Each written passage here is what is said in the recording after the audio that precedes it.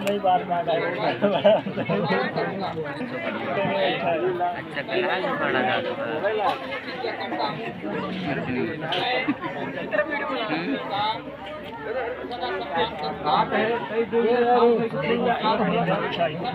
तू सब बार-बार होगा पीछे वाले तो बदला को घर के लिए ना नहीं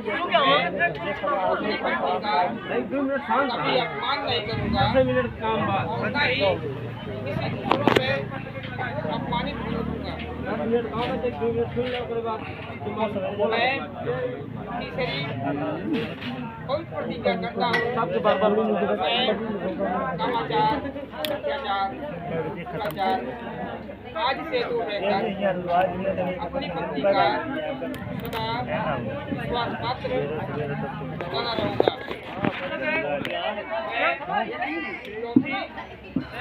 पवित्र प्रतिज्ञा करता हूँ